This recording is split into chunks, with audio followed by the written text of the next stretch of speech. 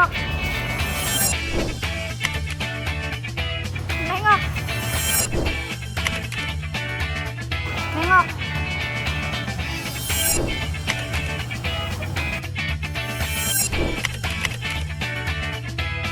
Sapira balik sini. Balik bener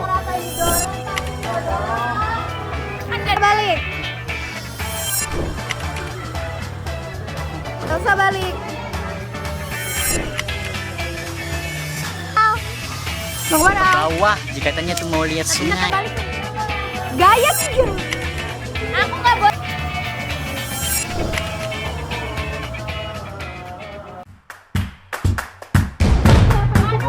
Yang berat tuh kat.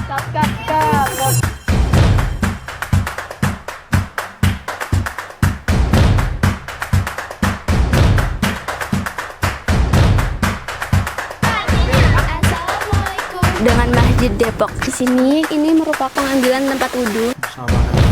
Assalamualaikum warahmatullahi wabarakatuh. Hai, perkenalkan nama saya Juliani dan rekan saya Syafira Hairunisa. Kami perwakilan dari kelompok 2 kelas 11-1 dari SMA Negeri 1 Duku Puntang yang akan mengulik tentang misteri dan juga sejarah dari tempat bersejarah di Cirebon, yaitu Masjid Al-Karomah, Desa Depok. Langsung saja kita akan menuju ke narasumbernya. Baik, jadi saya di sini sedang bersama salah satu warga di Desa Depok yang rumahnya juga berdekatan dengan dengan Masjid Depok. Ibu, saya izin bertanya, kalau untuk Masjid Depok sendiri itu perannya bagaimana sih Bu untuk masyarakat Depok ini? Apakah sangat penting atau bagaimana Ibu? Iya, Masjid Depok itu udah terkenal dari dulu tuh Teh. Ya, katanya sih Masjid Keramat. Iya. Ya kayak macamnya Gunung Jati gitu. Jadi banyak yang ziarah dari mana-mana ke sini gitu. Berarti ini tuh termasuknya penting sekali ya Bu untuk masyarakat ini? Iya. Perannya itu biasanya untuk apa aja Bu? Ada yang petirah tuh kayak apa ya? Jadi apa ya kalau petirah bahasanya? Iya, kayak berdoa gitu, ziarah, kan ada makamnya juga di dalamnya.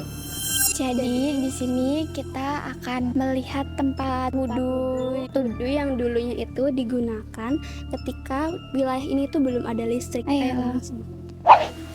Jadi ini itu area untuk pengambilan tempat wudhu sebelum adanya listrik di desa ini. Dan ini juga merupakan salah satu sungai Jamblang yang mengalir dari arah Kejuden hingga ke Desa Depok ini, yang merupakan ada di bawah masjid ini teman-teman. Gitu. Jadi sebelum adanya listrik itu para petua-petua di sini itu mengambil air wudhunya di sekitaran sini. Assalamualaikum warahmatullahi wabarakatuh. Waalaikumsalam warahmatullahi wabarakatuh. Kami dari SMA Negeri 1 Duku Puntang Mewawancarai Juru Kuncen di Masjid Depok bersama Bapak Hashim ya Pak. Jadi Bapak Punten, kalau masjid ini kan Pengurus aja Bapak Kuncen. Iya, Bapak pengurus Masjid Depok Al-Karomah. Masjid ini kan Pak, masjid yang megah gitu Pak, dan juga bangunannya, arsitekturnya itu sangat apik gitu Pak. Siapa sih yang pendiri dari masjid ini sehingga masjid itu bisa dibangun sedemikian rupa gitu Pak? Kalau masjid ini sih bikinannya para wali, yang bikin itu wali 9.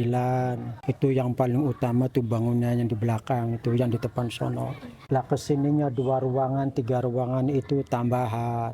Ya dibangunnya ya sekitar bulan abad ke-14an lah gitu. Ya kalau kesininya kan tambahan gitu kan. Kan Bapak, arsitektur di masjid ini tuh kebanyakan warnanya merah bata gitu ya Pak ya, dan nuansanya juga nuansa-nuansa Nusantara gitu Pak. Itu kenapa sih Pak bisa kayak gitu?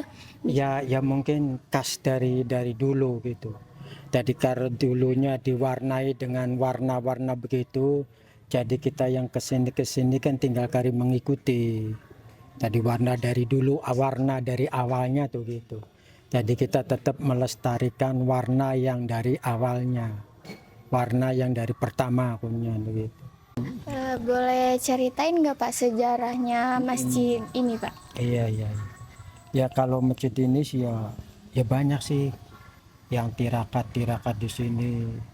Ya tiap hari mah ya ada aja orang yang nginep di sini gitu.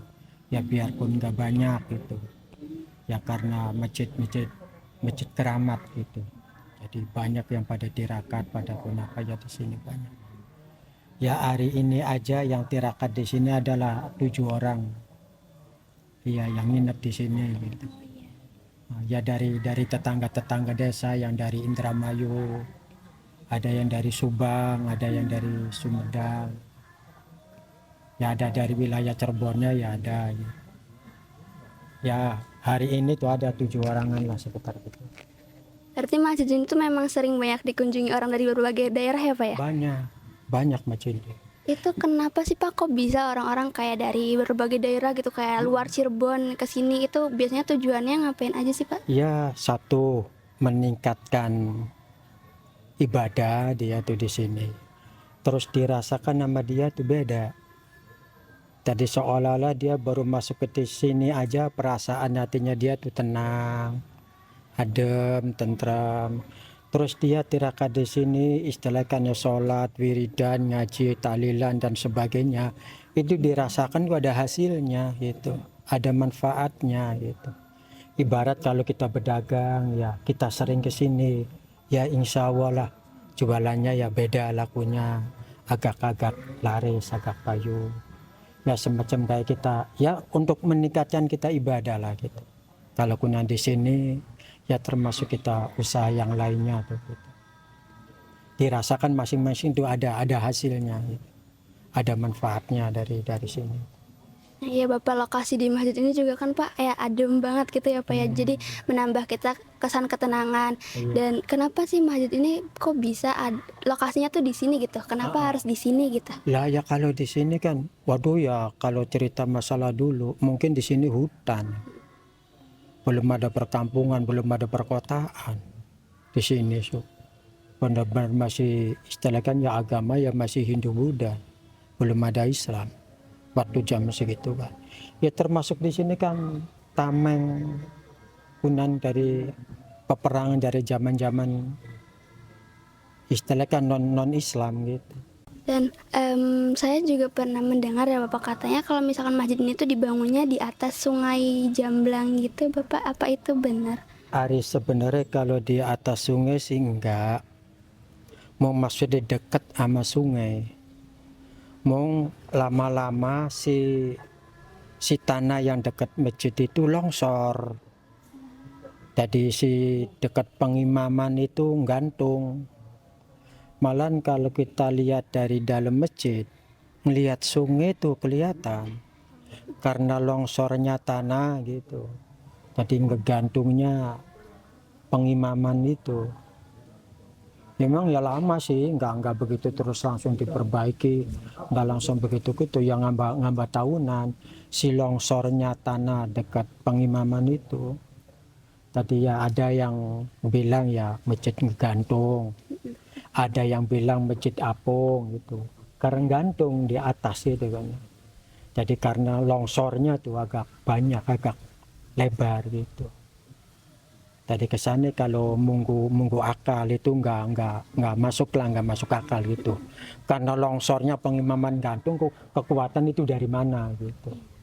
Tapi karena izin Allah ya alhamdulillah. Ya sekarang sih udah diberesin, udah dibetulin, udah kunal, udah diuruk.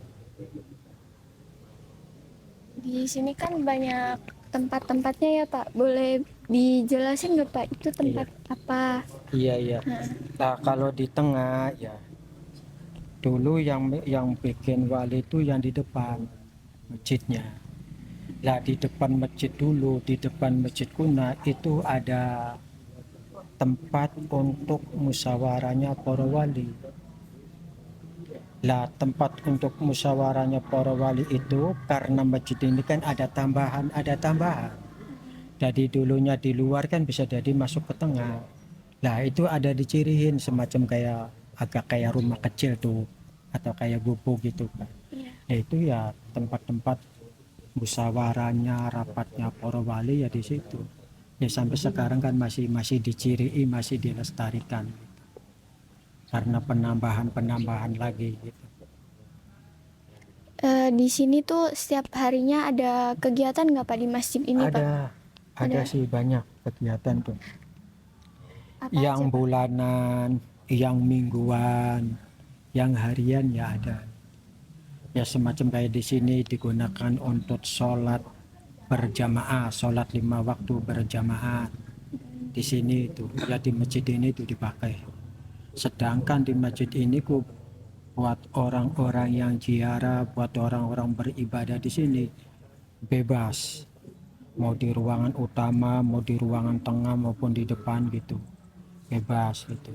Jadi seenaknya kita, secocoknya kita mau ibadah di ruangan yang mana. Sekarang udah bebas. Lah soal masalah kegiatan ada sih semacam kayak acara, semacam tiap malam ada acara tahlilan. Lah kalau acara mingguan semacam kayak manaqib setiap malam Rebo, terus ada tahlilan di malam Selasa, mau dimulai dari jam 9 habis sisa gitu. Dan ada acara hampir tiap malam diadakan tahlilan malam jam 12. Lah terus ada acara-acara mingguan, semayam ngaji, ibu-ibu pengajian tuh. Ada yang bilang ngaji kuping gitu kan. Ada yang bilang ya pasti yang ngaji itu ya rata-rata di atas umur 50-an lah.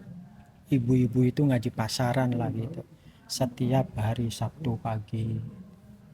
Kalau untuk acara yang seperti hari-hari besar kayak misalkan hari Maulid Nabi terus itu ada juga Bapak? Oh ya ada, itu ya paling utama.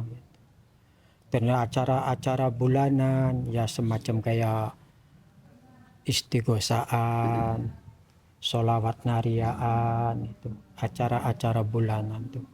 Ya banyak sih soal masalah kegiatan-kegiatan di masjid ini tuh. Bapak tadi kan berbicara soal wali ya. Masjid Depok ini tuh katanya dikenal ada sosok dua tokoh namanya Syekh Pasiraga dengan Syekh Maujud ya Bapak. Itu beliau ada keterkaitannya tidak dengan berdirinya masjid ini? Ya sebenarnya itu kan cuma yang ya dipercaya di sini untuk memelihara masjid. Kalau itu kan masjid kan yang bangunkan 9 wali. Karena di sini kan banyak, sebenarnya bukan dua tokoh di sini itu. Lebih dari 30 di masjid Depok, di wilayah desa Depok ini. Di sini yang di desa Depok ini yang dituahkan di sini itu Syekh Pasiraga. Sebelah selatannya balai desa itu yang dituakan di sini tuh ya termasuk ya Syekh Maujud yang di sebelah masjid ini ada ya banyak sih, ada kayak Syekh Sakti, Syekh Jaya, Syekh Gampang, Syekh Kholis, Syekh Nur Syam dan sebagainya itu banyak di sini tuh. Ya karena dikenal dekat masjid banyak orang ziarah gitu yang dituain Syekh Pasiraga sebelah selatan balai desa. Ya lanjut banyak, malah hampir setiap kampung di sini tuh. Ya sebelah sono aja ya. Tuh sebelah utara tuh. Kampung Bojong. Di sana tuh ada Kibuyatan tuh ada 3. 1 Syekh Sakti. Kedua Pangeran Gebang. Yang ketiga Syekh Nur Syam. Itu di kampung situ. Lah apalagi di kampung Karangasem lebih banyak, lebih dari 8 kuburan poro-poro ulama itu. Banyak hampir setiap kampung itu. Berarti memang di wilayah Depok ini tuh dulunya banyak para wali begitu ya Pak? Ya begitulah kiranya. Kalau untuk Syekh Pasiraga dan Syekh Maujud sendiri itu ada hubungan kayak persaudaraan atau tidak Bapak? Ada sih, ada. Ya kalau Syekh Pasiraga kan cucunya Syekh Syarif. Itu. Lah ya mungkin karena ditugaskan di sini ataupun di sini ya dia termasuk ada kaitannya Syekh Pasiraga dengan Syekh Maujud yang sini. Ada ya masih ada hubungan. Pak untuk musyawarahnya para wali. Lah satu sih lah terus kita bicara begini, kamu tuh dilihat akan tempatnya. Berarti tempat rapatnya musyawarah para wali itu ya di sana ya ditunjukin gitu. Jadi kita kini di sini istilahnya ceritanya, nah tempat-tempat digunakannya, kamu harus bisa menyesuaikan gitu. Ya ini tempatnya untuk rapat musyawarahnya para wali. Ini masjid yang utamanya yang dibikin 9 wali. Nah kesini kan bisa dibilang tambahan. Berarti dari sebelah sana sampai ke depan situ tambahan ya? Tambahan. Kalau untuk tempatnya para wali itu disebutnya padepokan atau bukan Bapak yang tempat berkumpulnya gitu? Iya padepokan. Padepokan berarti di sebelah itu. Jadi makanya di tempat mandi padepokan di sini juga tuh desa tuh ngambilnya ya dari sini. Desa Depok itu ya. Iya petilasan padepokan gitu. Yang ngambil dari tempat para wali di sini. Ada nama desa Depok tuh. Di sini. Bapak, punten kalau misalkan dari beberapa warga itu kayak ada yang pernah bilang katanya kalau misalkan masjid ini tuh hanya memerlukan waktu 1 malam untuk dibangun, itu ada betulnya atau tidak? Iya ada. Ya kalau yang bikin wali mah tidak aneh sini. Lain dengan bikinan manusia biasa semacam kayak kita ini. Kalau wali kan istilah masalah duniawi, masalah itu kan udah nggak kepengen. Tadi kalau para wali kan ya ibadah yang mendekatkan diri. Tapi dengan izin Allahnya tuh ya memang ya semalam. Malah semalam itu bukan 1, nah. Berapa? 3 atau 4? 4 bangunan. Iya yang kuno tuh. Yang dibikin termasuk ini. Dan ada juga katanya kalau beduk di masjid ini tuh kalau ketika dibunyikan itu akan terdengar satu dunia, itu betul atau tidak Bapak? Ya wilayah Cirebonnya ya terutama sih ya wilayah Cirebon. Tapi alhamdulillah di sini beduknya nggak ada. Lah nggak adanya beduk juga tuh bisa buat sejarah. Jadi beduk itu dari Cirebon diutus untuk diserahkan ke sini. Mau akhirnya nggak nyampe ke sini, kebablasan sono di Masjid Panongan seberang Sungai sono. Panongan berarti masih wilayah Kecamatan Palimanan. Memang di sono di Panongan tuh ya bikinan wali tapi baru pondasinya doang. Lu beduknya tuh di lu diantaranya ke sono. Tidak ke sini ya? Nggak ke sini. Malah jarang diutus suruh ke sini, akhirnya di sini ya nggak punya. Jadi bukatan sejarahnya begitu. Di sini itu nggak mau dikasih beduk. Malah katanya mau diganti atau maupun ya di sini nggak menerima lagi. Ya mungkin ya baiknya begitulah. Di belakang itu kan ada kuburan. Ada ya kuburannya samping doang. Itu mah sungai. Yaitu yang disebut muni Sungai Jamblang tuh. Dari sebelah sononya kan Baru Jaya, sungainya kan. Nah sebelah sononya saluran langsung ke sononya ya ke Bondet, ke Sungai Jamblang itu ke sononya. Ya sungai-sungai alami, sungai aktif. Setiap tahun ya kalau musim hujan ya banjir ya sampai beneran banjir besar. Karena sungai-sungai alami. Kalau misalkan banjir sendiri itu Pak, nanti masjid ini gimana itu situasinya? Ya, enggak apa-apa lah. Tidak terkena banjir berarti? Enggak. Kalau untuk kepentingan masjid ini bagi masyarakat Depok itu sangat penting atau bagaimana ya, Bapak? penting lah. Penting sekali. Penting Hingga sekali. bagaimana? Karena ya penting sekali, terus kita masyarakat Depok ya bangga. Punya situs, punya bangunan masjid yang benar-benar istimewa gitu. Ya istilahnya kan masjid berkaramat gitu. Jadi bukan sembarang masjid gitu. Masjid membawa berkah bagi kita. Ya benar. Kan nama masjid ini itu Pak Masjid Al-Karomah ya. Nah, nama tersebut tuh diberikan oleh siapa, terus kenapa namanya bisa Al-Karomah? Ya mungkin dari dulunya sih. Dari dulu. Iya, sudah ada, udah dikasih nama gitu. Ya paling ya disebut ya Masjid Keramat aja sih. Ya mungkin ya Masjid Keramat ya kayak begitu Al-Karomah gitu. Ya begitu banyak nama sih. Ada yang bilang Masjid Gantung, ada yang bilang Masjid Apung, ada yang bilang Masjid Depok, ada yang bilang Masjid Karomah, itu Masjid Keramat. Ya memang ada tabel tulisan sih ya Masjid Al-Karomah Depok. Gitu. Cirinya gini. Ini kan di halaman masjid ini belum ada bangunan gini. Ini tempat rapatnya musyawarahnya para wali. Di tempat ini apa? Di tempat itu kuna gubukin ini. Iya. Ya di sinilah di halaman. Karena lama-lama ada ketingkatan, ada kemajuan, jadi terpaksa ini dibangun tambahan. Terus tambahan ini kan terus meningkat lagi, sebelah sono ditambah lagi sampai ada pendopo, ada parkiran. Di cirinya di tikunnya aja ya tempatnya ya begini. Ya, nah kalau depannya dari sebelah sono, ya cirinya gini. Berarti awalnya sih hanya lokasi yang ini saja ya. Pak ya? Lah sebelah sono sebelah selatan tuh khusus tempat ibu-ibu, tempat perempuan di sono tuh. Berarti kalau imam juga di sini ya Pak, Iya. masuknya ke sini. Tapi kalau sholat harian ya di situ tempatnya yang 5 waktu itu. Ya kalau Jumatan ya dalam. Tapi ya buat orang sholat sunnah, buat kenapa ya bebas. Mau di ruangan mana aja bebas.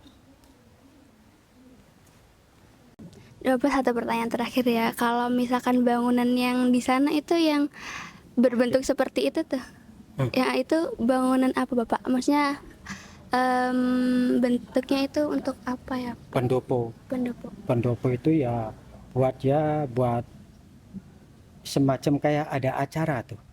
Semacam kayak muludan, acara-acara di sinilah agak gedean, agak besar itu. Tempatnya ya di sono. Jadi halamannya di parkiran gitu. Pendopo ini ya semacam kayak istilahnya panggungnya kan kayak gitu. Ya buat rapat, buat musyawarah poro-poro ini umpamanya wilayah Depok gitu. Masyarakat Depok mau diadain haul. Iya, Desa Depok, haul Buyut Depok. Lah rapat musyawarahnya kadang-kadang ngambilnya ya di situ.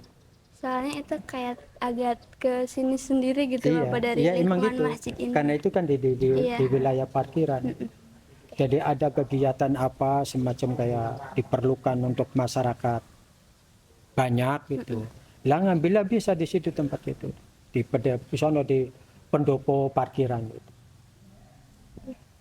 Jadi semacam kayak di sini mau Ada acara. adakan acara apa gitu.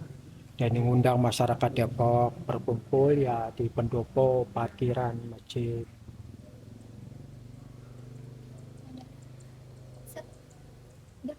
Ya sudah. Terima kasih banyak ya Bapak Hasyim atas jawaban-jawabannya. Terus sudah menceritakan tentang banyak hal di masjid ini kepada kita. Terima kasih sudah bisa berbagi tentang cerita sejarahnya. Ya tapi gitu nah. Iya. Kadang-kadang pun banyak ada orang yang sentimen gitu. Tapi sebenarnya ini nggak usah dipakai gini nah.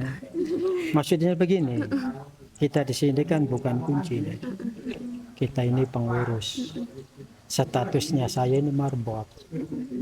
Jadi dengan agak sopannya ya saya ya pengurus gitu. Saya bukan kuncen. Saya bukan DKM. Ya. Gitu.